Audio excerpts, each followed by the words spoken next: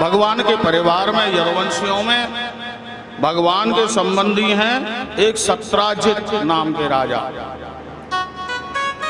सूर्य नारायण की उपासना की इन्होंने तो इन्हें सिमंतक मणि प्राप्त हुई। भगवान ने कहा कि ऐसा करो सत्राजित जी, सारी व्यवस्था तो द्वारका नगरी करती है हमारी तुम्हारी, ये सिमंतक मणि जो 160 तोला सोना प्रतिदिन देती है ये द्वारका के खजाने में जमा कर दो।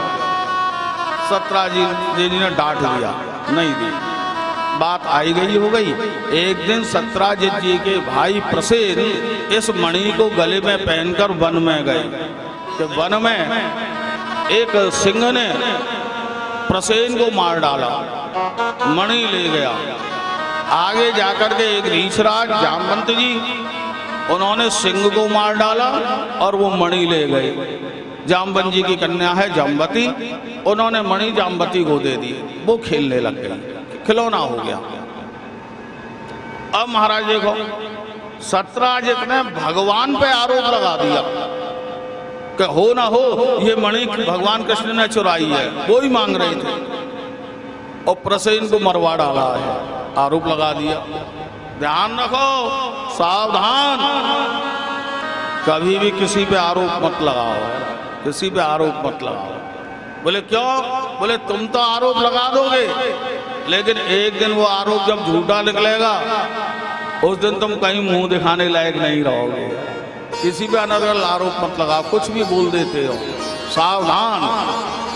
बोली एक अमोल है, जो कोई बोले जान, हृदय तराजू तोल ले, फिर तब मुख बाहर आ। तोल के बोलो। महाराज भगवान को लग गया चोरी का कलंक।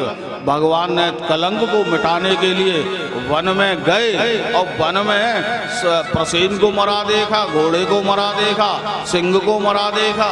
सिंह के वहां से रीछ राज के पद चिन्हों का अनुकरण करते हुए जामवंत जी की गुफा में गए।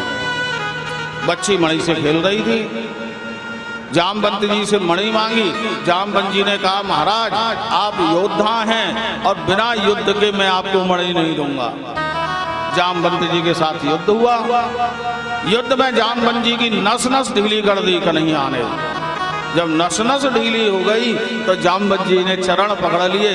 प्रभु में पहचान गया, आप कोई और नहीं, मेरे स्वामी श्री रघुनाथ हैं, श्री राम। कृष्ण अवतार में जामवंत जी को युद्ध का सुख प्रदान किया, जामवती जी को प्राप्त किया, मणि को प्राप्त किया और द्वारका में आकर के भगवान का परम मंगलमय भाव से श्री जामवती जी के साथ विवाह हुआ। बोलिए कृष्ण कन्हैया लाल की जय।